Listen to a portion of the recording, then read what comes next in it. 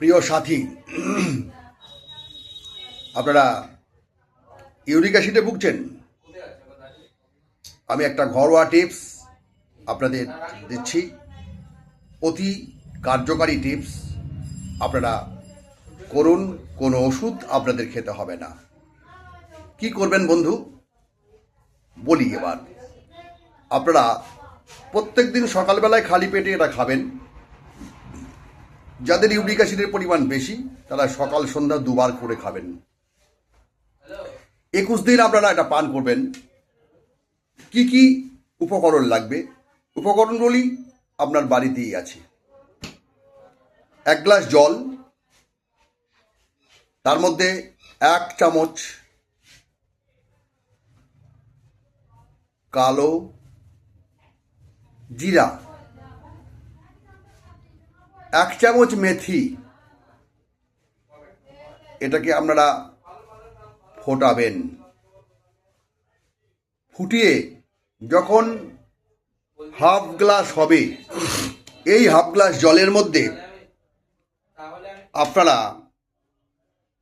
1 চামচ মধু, যাদের ডায়াবেটিস আছে তারাও খেতে পারেন, সেটা খাঁটি মধু হতে হবে। বাজারের কোনো গুড় মেশানো, চিনি মেশানো যেন না হয়। আর 1 চামচ আপেল সিডের ভিনিগার যদি আপনারা মিশিয়ে নেন। অতি অবশ্যই মধু, ভিনিগার আর পাতিলেবুর রস গরম করবেন না। কি করবেন? ওই কালো জিরা এবং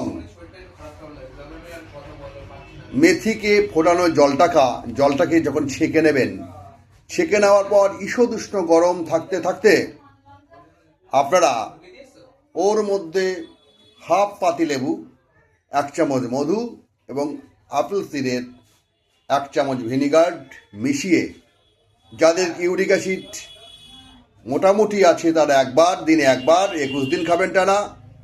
আর যাদের বেশি আছে তারা সকাল সন্ধ্যা দুবার করে খাবেন। আমি কথা দিচ্ছি, আপনাদের ইউরিক অ্যাসিড রক্ত থেকে দূরীভূত হবেই হবে।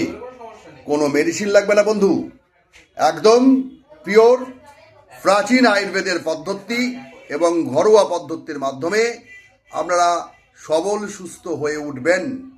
আমি কথা দিচ্ছি, বৈদ্যরাজ ডাক্তার এম চক্রবর্তী, আয়ুর্বেদ আচার্য, বিঘব শাস্ত্রী, BAMS। আমি দায়িত্ব সহকারে এটা আপনাদের বলছি। আপনারা করুন, কার্যকারী অবশ্যই পাবেন। নমস্কার।